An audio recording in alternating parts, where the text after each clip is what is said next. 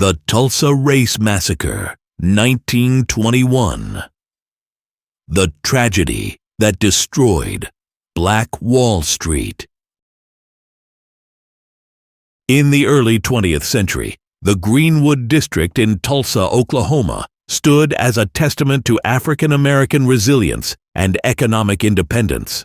Known as Black Wall Street, it was one of the wealthiest black communities in the United States, boasting luxury homes, bustling businesses, and a strong sense of community pride.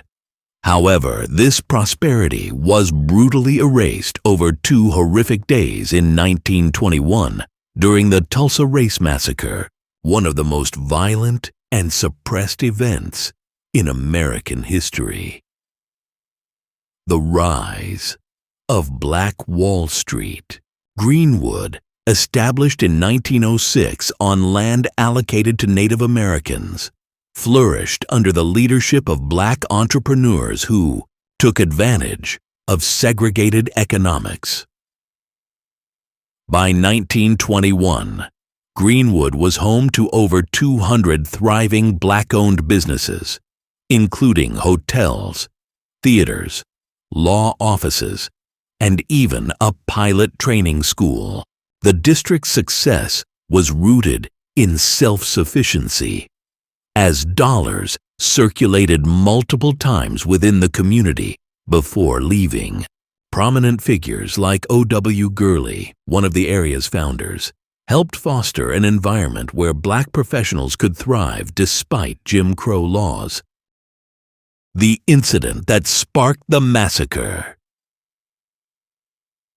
On May 30th, 1921, Dick Rowland, a 19-year-old black shoe shiner, entered an elevator operated by Sarah Page, a young white woman. A scream was heard, and although Sarah later declined to press charges, the local newspaper, the Tulsa Tribune, published a sensationalized article with the headline, "Nab Negro for attacking girl in elevator, stoking racial tensions." That evening, a white mob gathered at the courthouse, demanding Rowland's lynching. In response, around 75 armed black residents, including veterans, arrived to protect Rowland. A confrontation between the groups escalated, and gunfire broke out, leaving several people dead. The massacre unfolds. In the early hours of June 1st, 1921, chaos erupted as a white mob stormed Greenwood. Thousands of armed white residents looted homes and businesses, setting them ablaze. Witnesses reported that private planes, possibly owned by local white businessmen, dropped incendiary bombs on the district, a rare and harrowing use of aerial violence against civilians in U.S. history. Over 35 blocks of Greenwood were reduced to ash. Iconic landmarks like the Dreamland Theater and Mount Zion Baptist Church were destroyed. The violence was indiscriminate.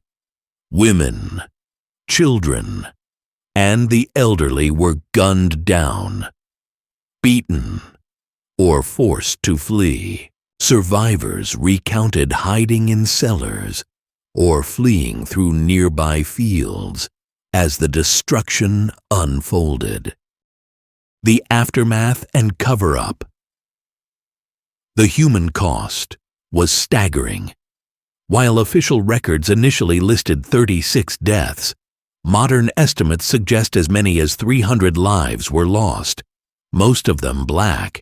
Over 10,000 residents were left homeless. Families who had built generational wealth lost everything overnight. Insurance companies refused to pay claims, citing riot clauses, leaving survivors with no resources to rebuild. Adding to the tragedy was the systematic erasure of the event from history.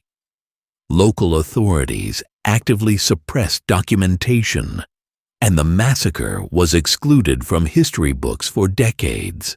Survivors faced threats and intimidation, further silencing their stories.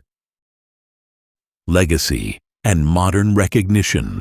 It wasn't until the late 20th century that efforts to uncover the truth gained traction. In 1997, the Oklahoma state government formed the Tulsa Race Riot Commission to investigate the massacre. In 2021, on the 100th anniversary, the Greenwood Rising History Center was inaugurated to honor the victims and educate future generations. The massacre remains a stark reminder of racial injustice and the fragility of progress. The resilience of Greenwood survivors, who rebuilt portions of the district despite overwhelming odds, serves as an enduring symbol of hope.